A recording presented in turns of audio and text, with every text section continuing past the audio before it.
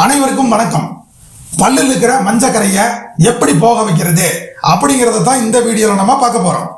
நிறைய பேருக்கு பார்த்துட்டீங்கன்னா பீடி சிகரெட் கரை இருக்கும், பான்புரக் கரை இருக்கும், வெத்தலவாக் கரை இருக்கும். அதனால அவங்க சிரிப்பவே மறந்துடுவாங்க, கூச்சப்பட்டு சிரிக்கவே மாட்டாங்க. இவங்களுக்கெல்லாம் பல்லில் இருக்கிற கரையை எடுக்கிறதுக்கு நம்ம ஒரு பல்படி தயாரிக்க போறோம்.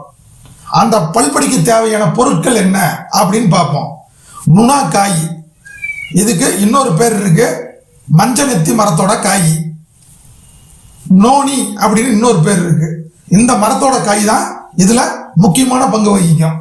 இது கூட கல்லுப்பு இல்லைன்னா இந்துப்பு, அப்புறம் கடுக்காய், கிராம்பு, இந்த 4 பொருள்களை வச்சு ஒரு பல்படி தயாரிச்சு நம்ம அந்த பல்லில் இருக்கிற கரைகளை நீக்க போறோம். இதனுடைய செய்முறை என்ன அப்படின்னு பார்ப்போம். ஃபர்ஸ்ட் நுணாக்காய் எடுத்துக்குங்க, மண் சட்டி எடுத்துக்குங்க. இந்த மண் சட்டியில நுணாக்காயை போடுங்க.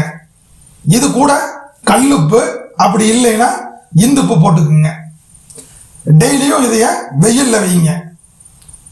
அந்த உப்பில் இருக்கிற நீர் இந்த காயில இறங்கி ஒரு 10-15 நாள் காலையில வச்சுட்டு சாயங்காலம் எடுத்துட்டீங்கன்னா அந்த உப்பில் இருக்கிற நீரெல்லாம் அந்த காயில இறங்கி இந்த காய் கருப்பா மாறி அதுல இருக்கிற நீரெல்லாம் வத்தி போய் காஞ்சிரும். அப்ப இதை எடுத்து தீ வச்சு கருக்கிருங்க. அந்த கருக்கின நுணாக்காய் எடுத்து மிக்சியில போட்டு அரைச்சு பொடியாக்கிருங்க.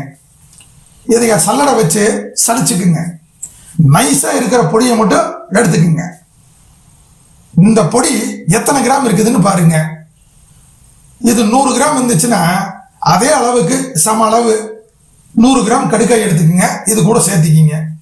5 கிராம் கிராம்பு எடுத்துக்குங்க, இது கூட சேர்த்திக்கிங்க. இதையெல்லாம் நல்லா மிக்சியில் போட்டு ஒரு ஓட்டு ஓட்டி எடுத்து வச்சுக்கோங்க. இதைய டெய்லியும் காலையிலையும் நைட்டு படுக்க போகும்போதும் 2 நேரம் பல் தேய்ச்சிட்டு வாங்க. ஒரு 15 நாள்ல இருந்து 1 மாசத்துக்குள்ள பார்த்தீங்கன்னா உங்க பல்லில் இருக்கிற கரையெல்லாம் போயிடும். இதை செஞ்சு பார்த்துட்டு ரிசல்ட் எப்படி இருக்குது அப்படின்னு கமெண்ட்ல போடுங்க. அப்படி இல்லைன்னா வேற ஏதாவது உங்களுக்கு சந்தேகம் இருந்தாலும் அதையும் கமெண்ட் பாக்ஸ்ல போடுங்க, நான் உங்களுக்கு பதில் சொல்றேன். நன்றி நண்பர்களே.